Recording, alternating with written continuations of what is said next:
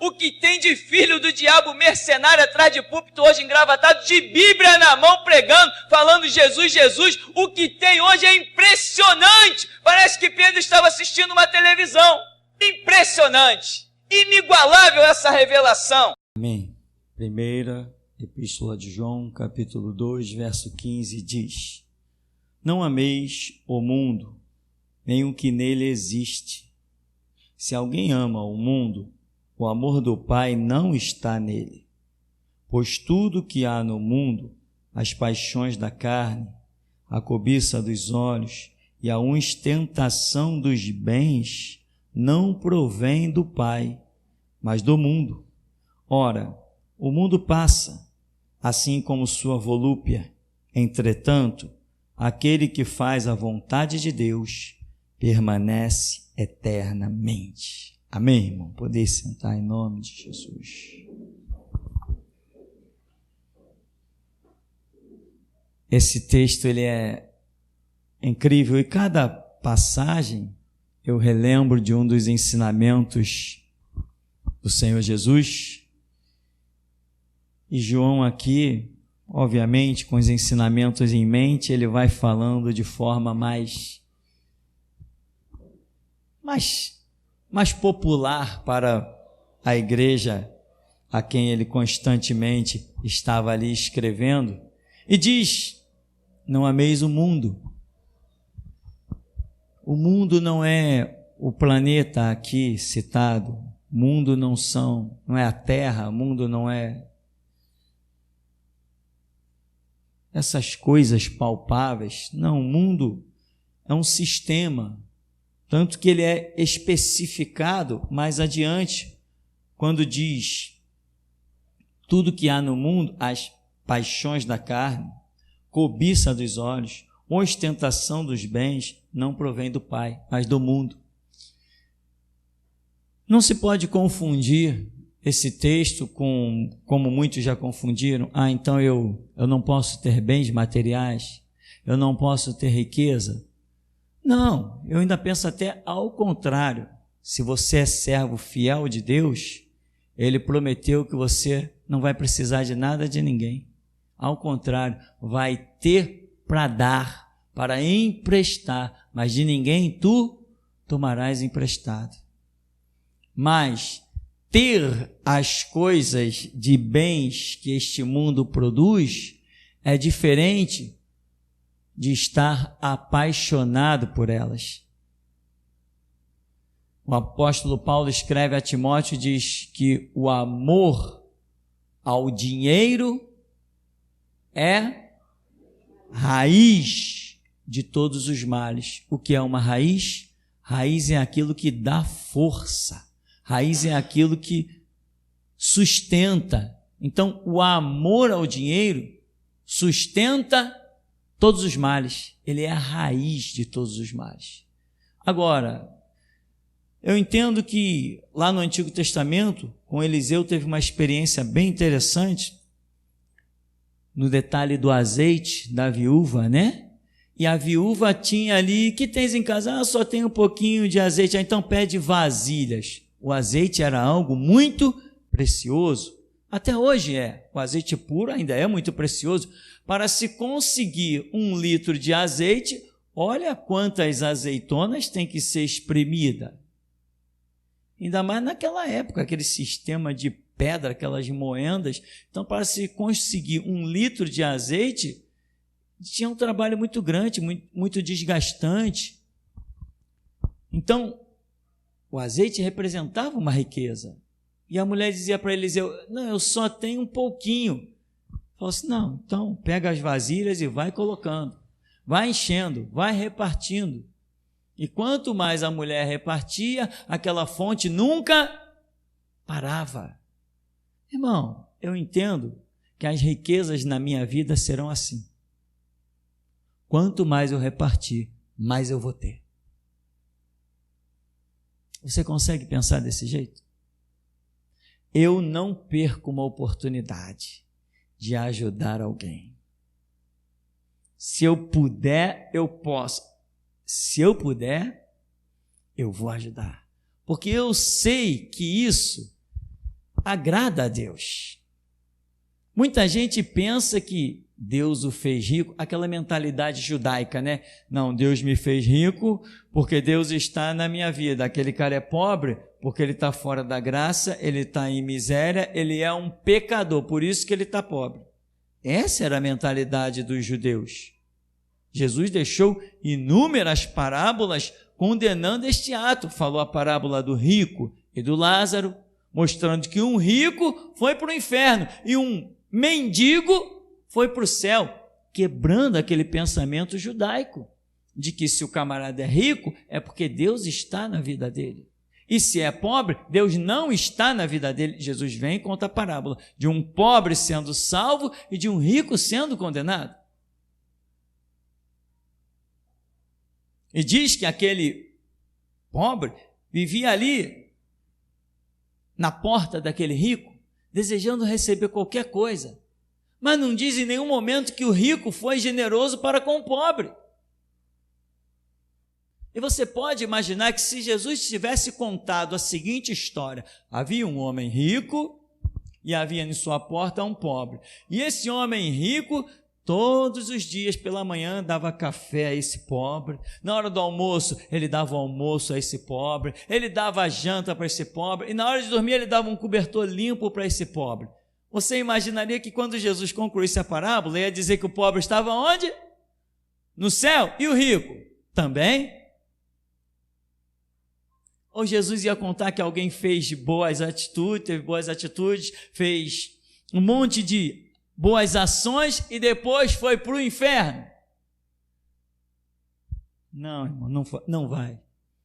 Deus sempre tem misericórdia de alguém que teve atitudes que lhe agradou.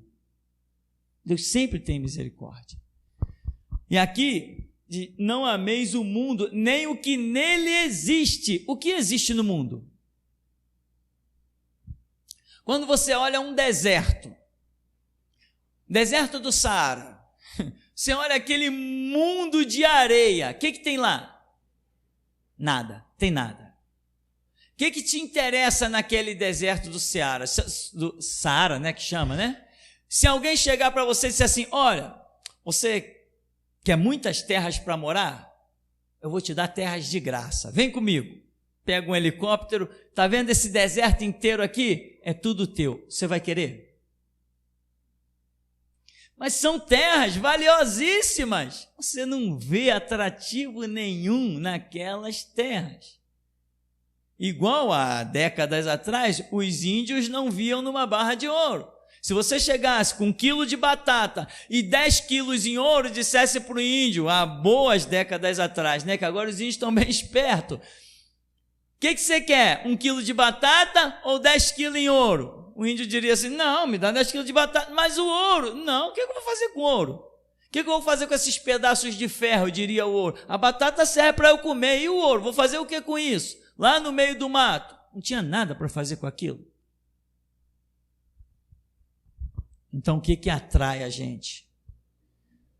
Alguma coisa que a gente vê de valor. Então você não quer, nem eu quero, terras no meio do deserto do Saara. Ninguém quer, não vale nada. Agora está valendo, né? Porque tem umas tecnologias de construir coisa aí no deserto, que os sheiks estão investindo, criando um hotel de luxo lá no meio do deserto, mas é coisa só para trilionário, coisa que não vai sobreviver. Então, irmão, o mundo não é o globo terrestre.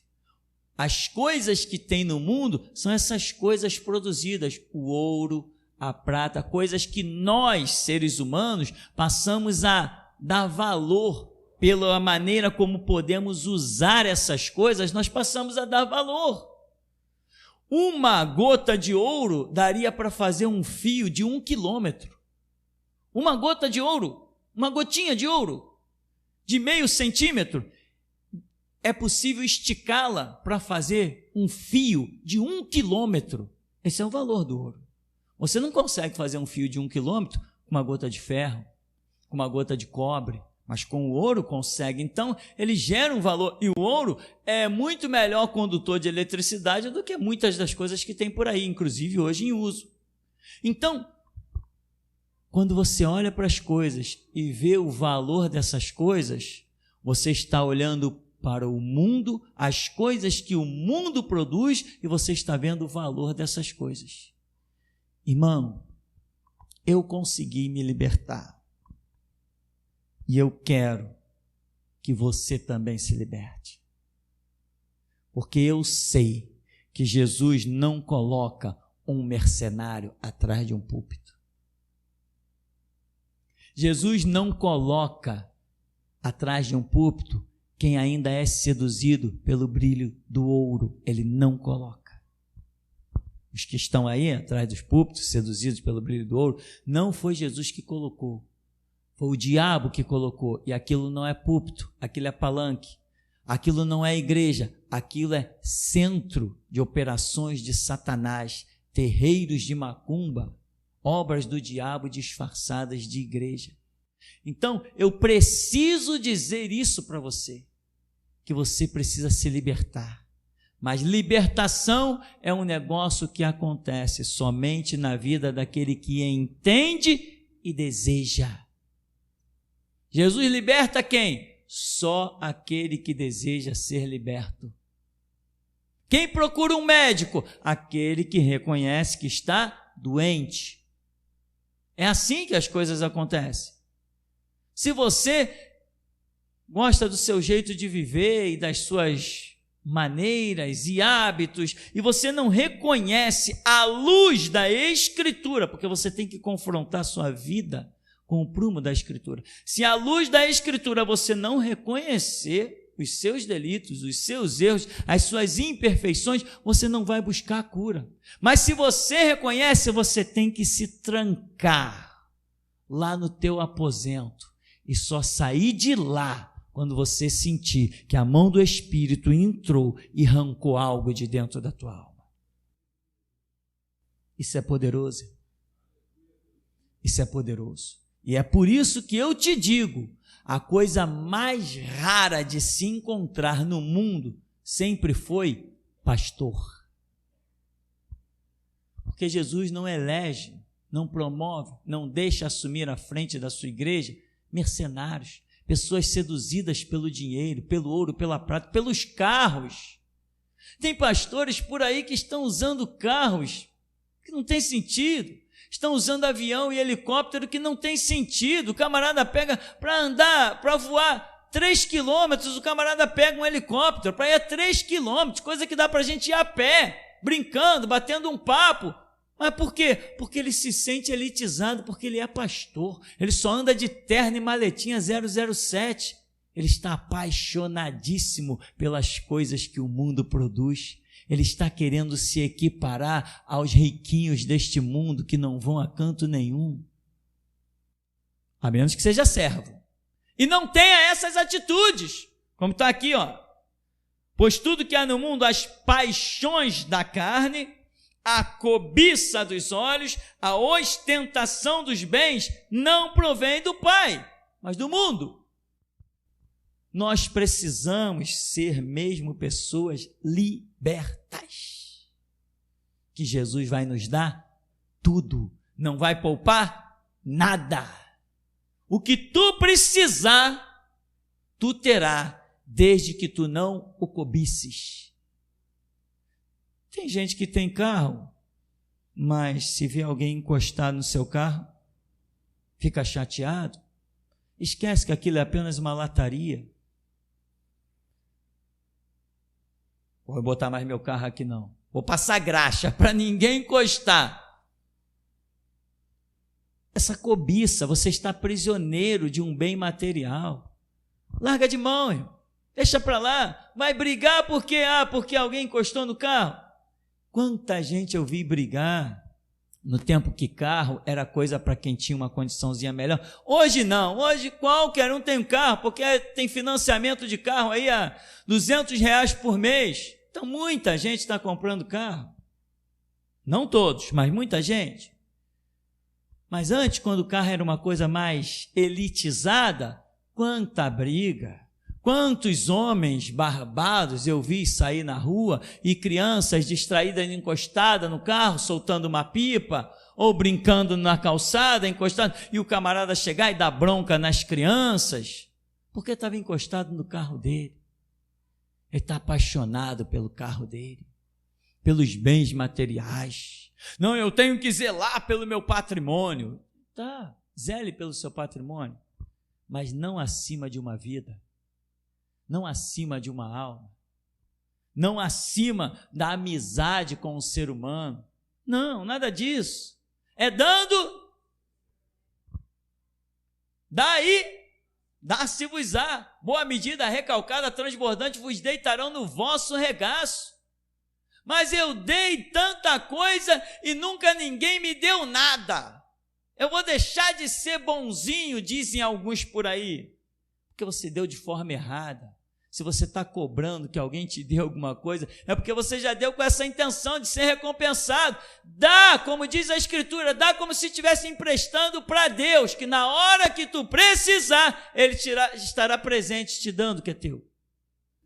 É assim que funciona. Agora, irmão, não ame o mundo, não se apaixone pelo mundo, pelas coisas que esse mundo produz. Não põe o teu coração numa casa de tijolo, não põe o teu coração num belo carro que Deus te deu, mas não deixa que a bênção de Deus se transforme em maldição na tua vida, porque Israel, quando era pobre e saiu do Egito e não tinham lá essas condições, vieram e clamaram, tiveram os seus altos e baixos, mas clamaram a Deus. Chegou uma hora que Israel enriqueceu e Deus ficou completamente esquecido. E Deus levanta um profeta e diz assim: depois que vocês enriqueceram, vocês me deram as costas, me deram coices. E tem algo que Deus falou nesse lugar que marcou a minha alma. Deus falou assim: há muito tempo eu estendi a minha mão a povos rebeldes que não me amaram como eu mereço. Mas agora eu vou adiante de vós como um só. Você lembra disso? Eu nunca vi Deus falar isso em lugar nenhum. E eu vi muita enxurrada de profecias. Eu vi Deus exaltar ministérios e mais ministérios, mostrar anjos gigantes pelo corredor, anjos em forma de luz. Eu vi Deus fazer muitas coisas dentro de ministério, mas nunca vi uma palavra como essa. Mas nesse lugar, dinheiro, ouro, prata, não tem prioridade. Não tem. Passou um senhor por aqui, eu falei assim: não, a gente grava aqui os cultos e vende os CD para os irmãos a R$2,50. Ele, hã? DVD a R$2,50? Então não vende. Eu falei, não, só para manter o custo. Jesus Cristo não me chamou para vender nada, me chamou para pregar a palavra. Jesus Cristo não me chamou para pedir dinheiro.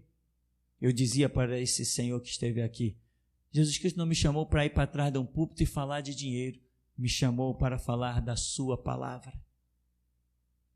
Jesus Cristo não se preocupou em me ensinar contabilidade, Ele se preocupou em me ensinar o Evangelho.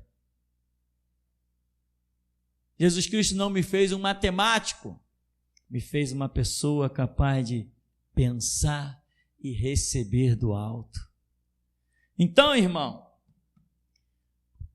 não ameis o mundo, nem o que nele existe. Essa palavra foi dita há 2000 anos atrás. O que tinha no mundo? Não tinha limousine, não tinha esses barcos luxuosos, não tinha iate, não tinha avião, não tinha essas coisas fantásticas, esses arranha-céus, não tinha. Mas naquela época já tinha o que era considerado riqueza.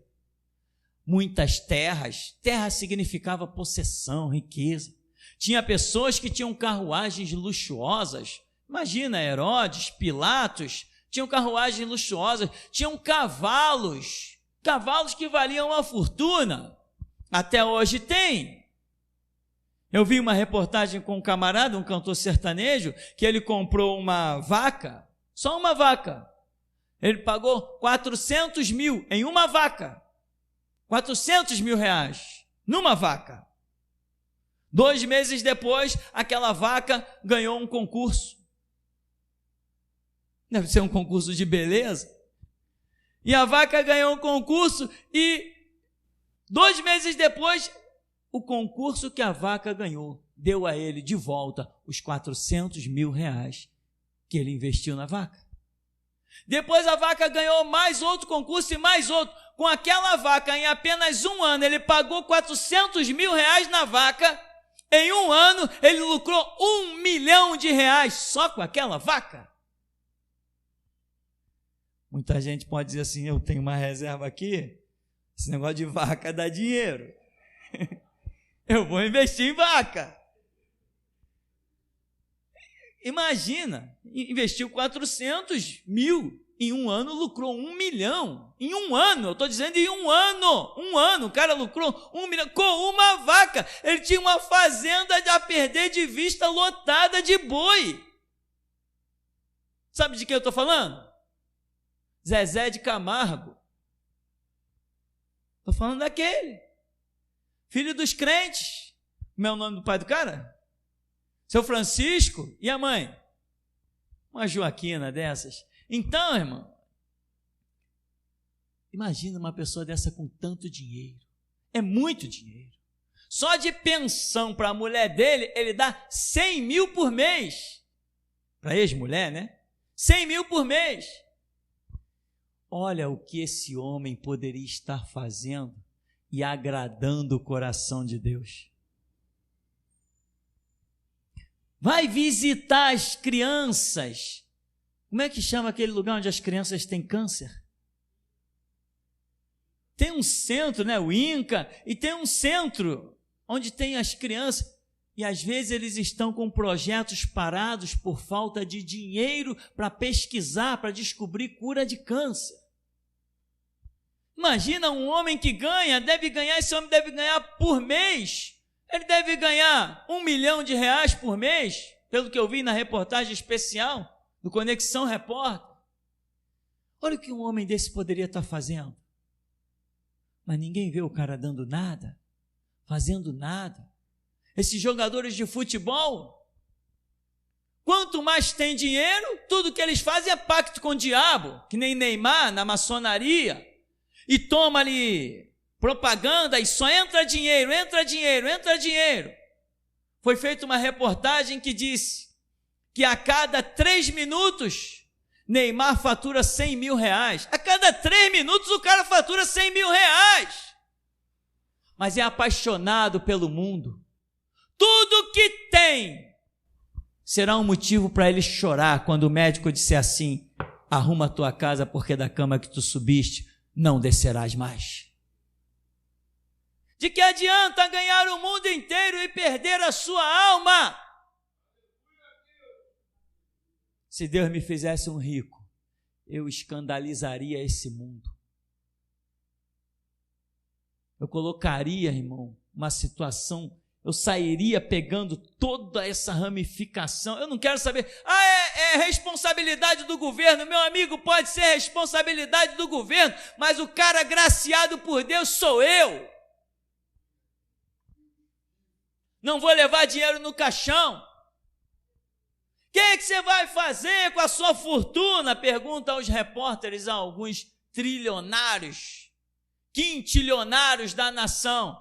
Não vou deixar para os meus filhos. Ô infeliz, tu não está vendo que os teus 3, 4, 5 filhos, nem que eles vivam 1 milhão de anos, eles não vão gastar essa fortuna toda. O cara tem cifra, a cada 30 dias que vira, o dinheiro do cara dispara. Está entre os mais ricos do Brasil, sempre esses cantores sertanejos, desfilando de quê? Ferrari.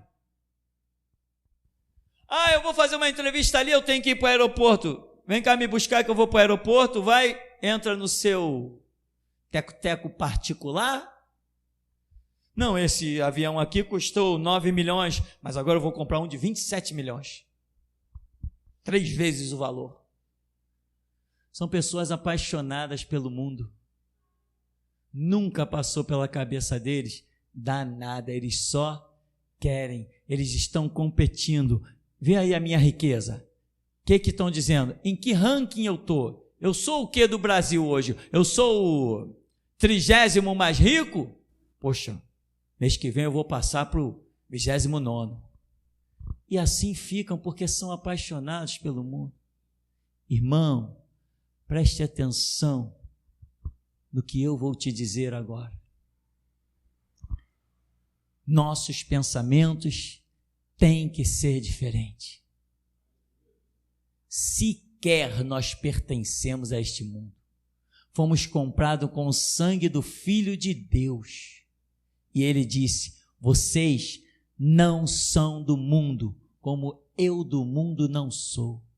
Jesus não teve falta de nada. Teve tudo suprido. Multiplicou pães e peixes. Não teve falta de nada. Mas nunca se pôde olhar para o próprio Filho de Deus e tê-lo um exemplo de um milionário. Nunca se pôde. O mais impressionante da história do Evangelho é que Jesus não tenha deixado sequer uma casa. Isso é impressionante.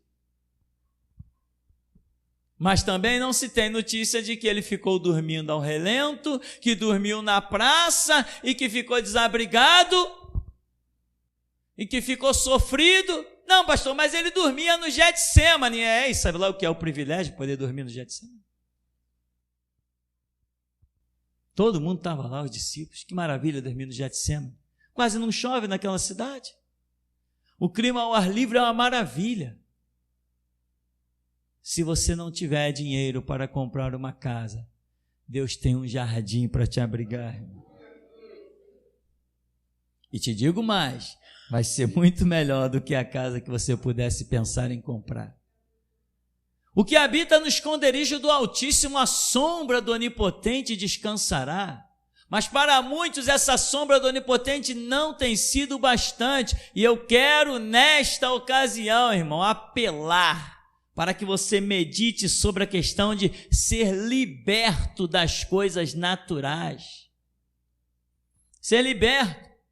E não é ser liberto, liberte-se das riquezas e traga para a igreja, traga para o pastor, não é nada disso. Eu quero que você seja liberto, ou seja, que esteja tudo aí nas tuas mãos, mas isso não te escravize, que você domine sobre essas coisas e não seja dominado por elas. Não deixe que as cobiças, não, o meu vizinho comprou um carro de 30 mil reais, eu tenho condição, eu vou comprar um de 35, eu vou competir com ele, o meu vai ser melhor, o meu vai ser mais bonito. Você não está aqui para competir com ninguém, você está aqui para desfazer as obras do diabo. É para isso que Jesus te chamou. Essa é a tua convocação. E tudo, e diz assim, não ameis o mundo, nem o que nele existe. Tudo que se vê por aí foi produzido pelo próprio mundo. E lá no verso 17 ela diz assim: ora, o mundo passa, assim como sua volúpia, ou seja, tudo que você vê de bem, de riqueza, etc, etc, tudo isso vai passar, é a volúpia do mundo, tudo isso vai passar. Então tem muita gente ajuntando tesouros, como que fazendo um castelo em cima da areia, ou o próprio castelo de areia. Agora, aqui diz: entretanto, aquele que faz a vontade de Deus, esse sim permanece eternamente. Você abandonaria tudo que você tem por uma vontade de Deus? Quer ter o teu nome na história? Quer ver a provisão de Deus? Então vai no cartório e muda o teu nome. Você tem que passar a se chamar Abraão. Aí você vai ver Deus. Sai da tua terra, do meio da tua parentela, larga isso, larga tudo que tu tem aí e vai para onde eu vou te mostrar. Abraão foi um homem riquíssimo. Depois de peregrinar, quando ele foi dar o dízimo a Melquisedeque, olha, vai ler o livro de Flávio José e vai ver o que Abraão deu de dízimo a Melquisedeque. Uma coisa impressionante. Então, meu irmão, o que faz a vontade de Deus permanece eternamente. Jesus pode bater na sua porta, como bateu na porta do jovem rico. Vende tudo que tu tens, me segue, tu terás um tesouro no céu. Não vou não. Não desfez de nada e não seguiu Jesus. Não fez a vontade. Eu quero saber o seguinte: se Jesus bater na tua porta hoje e dizer, larga tudo, vem e segue-me, se ele não ficará decepcionado contigo. Comigo ele não ficará. Nem que eu tiver que sair pelas ruas nu, mas eu vou com Jesus. Com fome ou sede, ou rolando ou me arrastando, a minha alma está determinada, obstinada. Eu seguirei o Senhor para onde quer que Ele for, aonde quer que Ele me enviar. Irmão, eu olho para isso aqui e eu sinto uma alegria de toda essa realização. Pegamos isso aqui no chão. Hoje temos espaço de sobra para fazer o que quisermos aí. Eu sinto uma alegria muito grande, mas eu já disse para o meu Senhor Jesus, para onde o Senhor me enviar, eu vou. Eu largo tudo sem olhar para trás. Eu largo tudinho sem olhar para trás. Não quero nem saber quem vai assumir, deixar de assumir. Eu quero saber que eu largo tudo sem olhar para trás. Se Jesus me mandasse hoje para os Estados Unidos, para a África, para onde quer que fosse, para lugar rico ou lugar pobre, para onde quer que Ele fosse me mandar, eu iria sem olhar para trás, largando tudo, porque o meu coração não está nas minhas conquistas, o meu coração está em ser conquistado pelo meu Deus. Essa é a minha ânsia, é me aproximar de Jesus, e eu sei que só me aproximo dele cumprindo as suas ordens. Agora, vamos falar de uma outra coisa que tem no mundo, além dos bens materiais que tem destruído muita gente. No mundo também tem uma coisa, e essa palavra para alguns ela dói tanto, mas como dói. Chego a sentir o calafrio que as pessoas sentem quando ouvem isso. No mundo tem classes sociais. Eu tenho que ter uma vida social. Irmão, todos nós temos uma vida social. Mas eu te digo uma coisa, a minha se resume na igreja. A minha vida social se resume na igreja. Já falei, fulana vai te convidar para a festa tal. Minha mãe sempre traz recado. Eu digo, não. Nem traz convite, diz que eu não posso. Diz que eu não posso. Por quê? Porque eu não quero. A minha vida social se resume na igreja. A minha família são os que fazem a vontade do meu Pai que está nos céus. É isso que está dentro de mim. Vai ser convidado para comer salgadinho, para beber refrigerante. Não, esse lado do salgadinho, do refrigerante, é com os meus irmãos. Essa é a minha vida social. Tem gente que diz assim, não, mas eu me converti, mas eu não posso deixar a minha vida social. Não, ninguém deixa a sua vida social. Você tem responsabilidade, você tem que conviver com outras pessoas. Agora, uma coisa são as suas responsabilidades e outra coisa são as suas obrigações. Agora, eu estou falando daquilo em que você sente prazer. Aonde que você sente prazer? Tinha uma mulher que vinha aqui, esqueço o nome dela, e ela, quando chegou aqui, impressionada com a pregação, com a palavra, e pegava CD, parece que tinha ouvido pela rádio, não sei como é que chegou aqui, sei lá, e a palavra é boa, a palavra é pesada, a palavra é isso, a palavra é abençoada, a palavra era tudo, mas só que eu não posso levar essa palavra para o meu meio social, porque eu convivo com pessoas de alta sociedade e aquelas pessoas não vão compreender essa palavra. E ela enchia o peito. Eu ando com pessoas da alta sociedade, pessoas que têm lojas na Zona Sul, pessoas que têm empresas. Eu convivo com gente da alta sociedade. Aqui está dizendo: não ameis o mundo, nem o que nele existe. As classes sociais, não foi Deus que criou isso é coisa do mundo. Porque você pode ter riqueza e o teu irmão pode ser pobre, mas você é a mesma classe social que ele, se você tiver o mesmo espírito que ele. As tuas riquezas não vão fazer divisão, não vai fazer separação. Irmão, essa palavra de hoje, eu considero ela de uma importância, de um peso vital. Porque eu sei o que me trouxe atrás de um púlpito. Eu sei as vitórias que eu tenho, por que elas chegaram à minha vida. Não foi porque Jesus me olhou com belos olhos, nem um belo corpo físico, ele olhou e se agradou de mim. Não, o que Jesus se agradou de mim foi do meu coração, que eu sei que é sincero. E eu não consigo discriminar uma pessoa.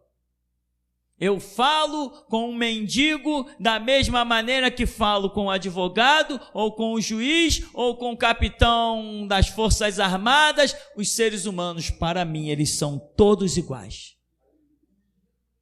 Não faço nenhuma divisão entre eles. Tem mais, mesmo estando num patamar infinitamente superior a todos os seres humanos, quem me vê falar com qualquer um não percebe essa diferença.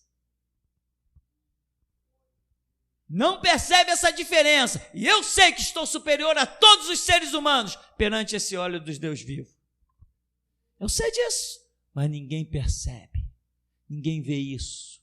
Se eu entro na padaria, ninguém vê eu falando de cima para baixo, engrossando a voz ou esticando o corpo. Não.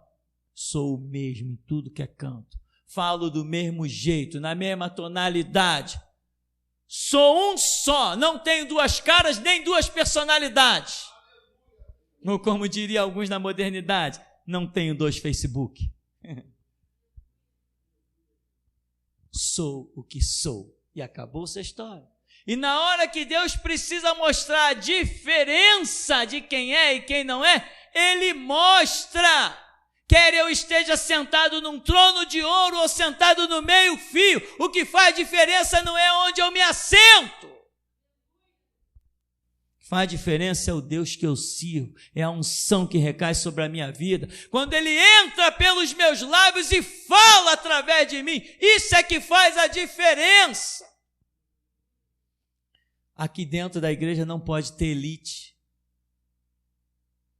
Se você está acima, então desça, meu irmão, vai para a casa do oleiro, desça aos degraus, mas não te considere superior ao teu irmão. Sabe por quê? Porque o mais precioso que um ser humano possa ter se chama Jesus, e isso ele tem. Quem tem Jesus nunca é inferior a ninguém. Muitos já olharam para mim e me acharam inferior. Teve meninas na igreja que não quiseram namorar comigo, mesmo eu sendo bonito, né? Fazer o quê? Mas eu era pobre, e ela estava de olho, era no filho do pastor, porque o pastor tem dinheiro, o pastor tem o carro, o pastor mora não sei aonde, e tal, e até isso. Até namoradas eu perdi, porque eu era pobre. Talvez elas hoje, se olhar na internet e me ver, devem estar dizendo assim: poxa, o que eu perdi, né? Um abraço, tarde demais. Águas passadas não movem moinho. Com 33 anos de idade, Jesus Cristo definiu a minha vida financeira. Com 33 anos. Quando Ele disse: vai para a tua casa e funda a minha igreja, e eu te prometo, não te faltará nada. Quando Ele disse isso, que eu fundei a geração Jesus Cristo, irmão, dali para frente, eu nunca mais soube o que foi uma dificuldade financeira. Nunca mais soube. Mas eu não vim servir Jesus, porque evangelho é fonte de riqueza. ou fonte de dinheiro. Não. Cada culto aqui, eu nem lembro que existe isso. As contas estão pagas. O que eu preciso, eu tenho. E o mais que precisar, eu tenho, tem recurso. Deus faz a sua grande obra nas nossas vidas, mas nós não podemos nos deixar escravizar por nada. Lembra? Não podeis servir a 2 senhores. E diz que um dos senhores é a riqueza. Quem é senhor exerce domínio. Se você servir as riquezas, significa que serás dominado pelo senhorio das riquezas. Isso você não pode acontecer. Mas, voltando, as elites, o social, tem gente que... Uma vez eu vi um pastor falando, eu já falei isso aqui, né? Mas tem que falar, é a ocasião. O pastor chegou na igreja, esqueci o nome do cabra. Irmãos, ontem eu estive numa reunião, que eu me senti até diminuído, uma reunião só de elite, uma reunião só de gente importante, todo mundo engravatado, todo mundo de terno. Ô infeliz, um terno se compra por R$120, uma gravata custa R$15, o camarada está se achando, todo mundo de terno, todo mundo engravatado, todo mundo, olha só, gente falando grosso, porque, irmão, era um monte de político, governador, senador, o desgraçado, amaldiçoado. A reunião mais importante que o meu dia contemplou, desde a minha existência até o momento, é essa aqui, irmão. Essa é a maior reunião da minha vida, é essa aqui. É aqui que eu estou sentindo o homem de branco passear. É aqui que o Espírito Santo está pairando como uma pomba sobre as águas. Essa é a maior reunião de todos os tempos. É aqui que eu estou sentindo Ele. Já pensou se eu estivesse no meio de uns políticos? Eu ia sentir quem? Eu ia sentir o diabo. A opressão. Aqui não. Porque aonde tem o Espírito de Deus, aí há liberdade. Então, e o camarada dizendo, estive numa reunião que eu me senti até pequeno. Devia ser porque estava debaixo dos pés do diabo, né? Alguém que vai para uma reunião de político e volta na igreja se sentindo engrandecido.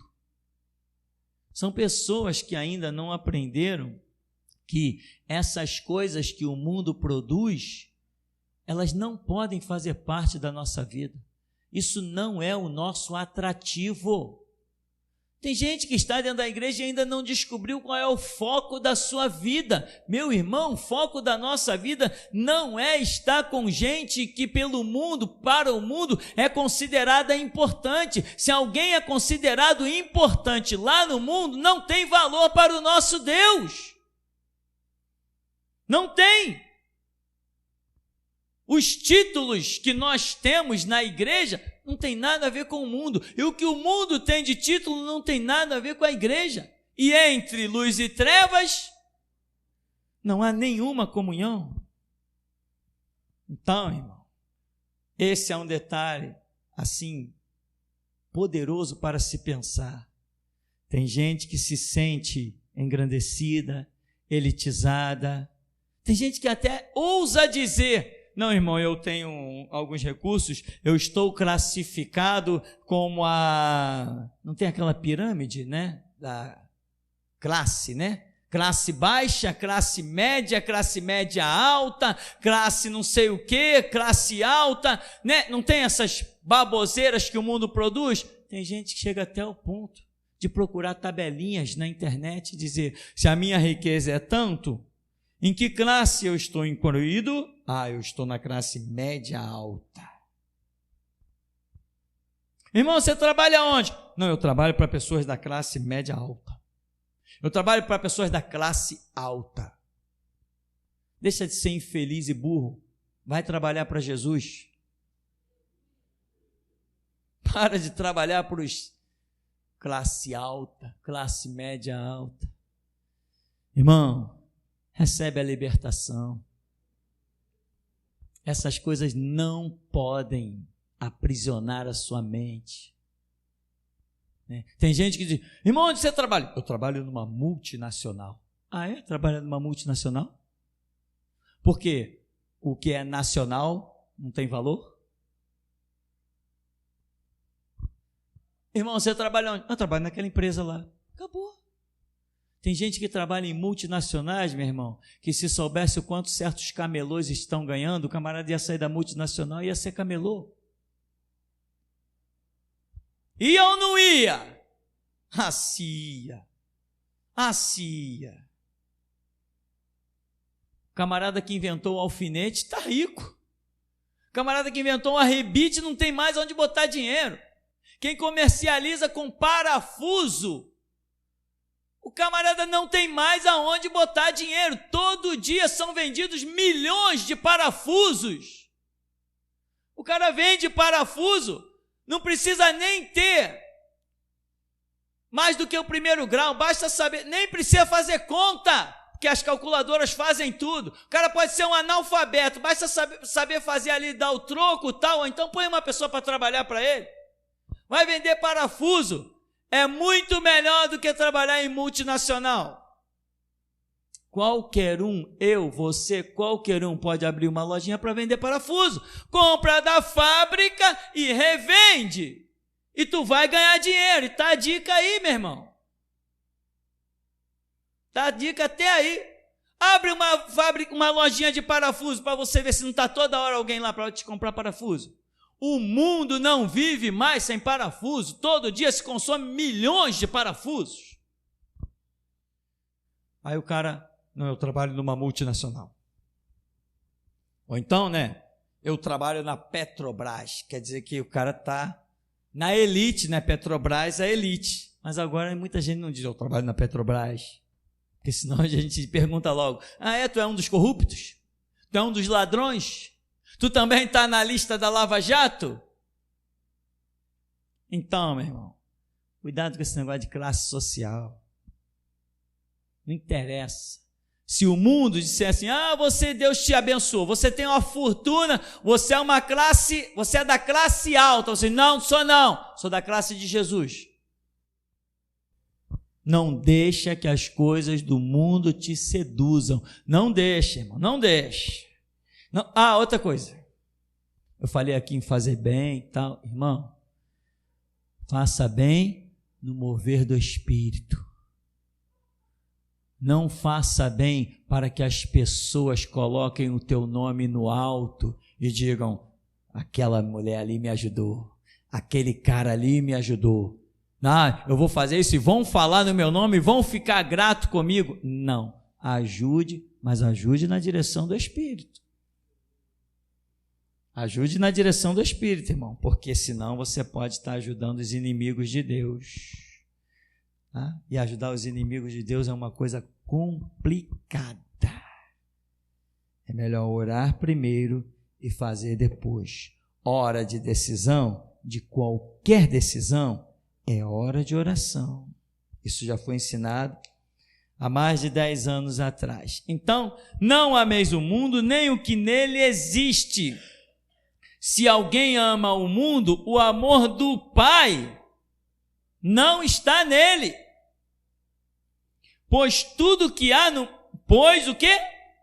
Tudo! Não são algumas coisas. Pois tudo que há no mundo, as paixões da carne, a cobiça dos olhos e a ostentação dos bens, não provém do Pai, mas do mundo. Ora, o mundo passa, assim como sua volúpia. Entretanto, aquele que faz a vontade de Deus permanece eternamente. Então, irmão, que você não seja daquelas pessoas, não, eu não posso dar essa palavra, não, porque o pastor é muito linguarudo, fala demais, usa palavras pesadas, e o meu grupo social é requintado, o meu grupo social é elitizado. Cuidado, se você for salvo, ainda pode sofrer o agravante de Jesus dizer assim, olha, tá vendo aquelas pessoas? Foram para o inferno, por tua culpa, que achou que a minha palavra não era o bastante para o teu grupo de elite. Incendeia o mundo, irmão. Incendeia o mundo, irmão. Não perde uma oportunidade. Conheceu alguém? Muito prazer, eu sou cristão, hein? Deu brecha, está aqui um CD para o senhor. Quem é o cara? Não interessa, ele pode ser juiz, advogado. Está aqui um CD para o senhor. Qual o problema? Jesus também está chamando muita gente ao arrependimento. Não interessa a classe do camarada, não. Agora, tem gente que se sente até intimidado. O cara é um juiz. É um juiz? Sabe ler? Tem ouvidos para ouvir? Então tem que ouvir a verdade, a palavra. Então seja liberto nesta hora. Seja liberto. Não ame as coisas que o mundo produz. Não ame, não tenha cobiça. Não se volte para elas. Olhe para o seu dia a dia, o seu caminho, e deixa que Deus acrescente à sua vida tudo aquilo que Ele quiser acrescentar, mas não ande em busca destas coisas, porque é assim que a Escritura nos tem ensinado, e até aqui nos tem ajudado, Senhor. Pastor, a visão que o Espírito Santo me deu, quando o irmão André estava aqui orando, eu via o irmão André com uma bandeja na mão. E com o decorrer do culto, o irmão André continuava a servir aos irmãos. Ele ficava em pé ali no canto, parecia que ele recebia uma ordem de tempo em tempo, ele via servir os irmãos. E o Espírito Santo me disse, observe e aprenda como é servir. Amém.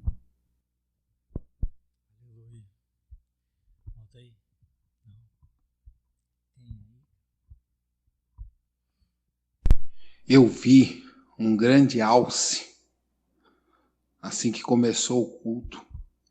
Esse alce era um alce novo, mas já na sua idade adulta. Ele tinha chifres grandes, mas não era aqueles chifres fechados, eram chifres grandes mais abertos. E esse alce estava parado,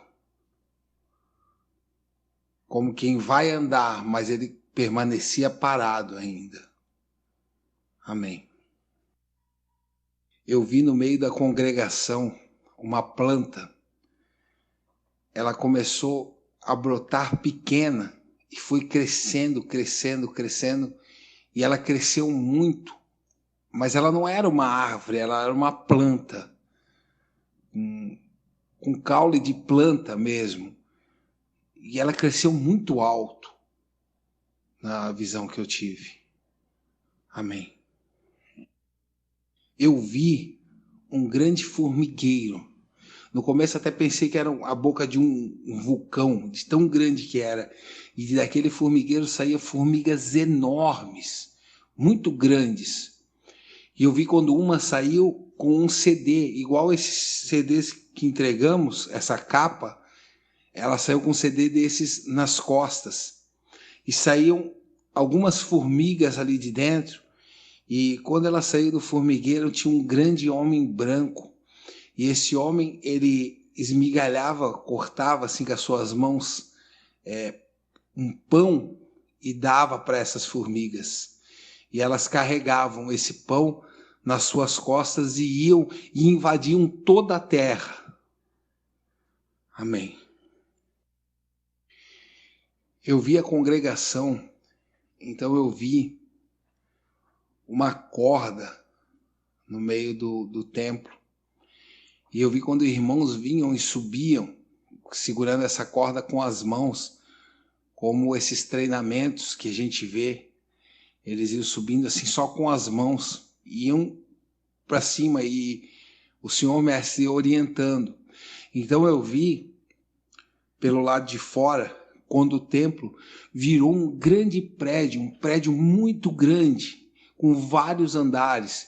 A escadaria era enorme e ali entravam várias pessoas e andavam pelo pátio como se fosse uma grande faculdade. Esse foi o entendimento que eu tive, que era uma grande faculdade. Eu via pessoas com com cadernos, com livros, como se fosse estudar ali. E era o templo. Amém.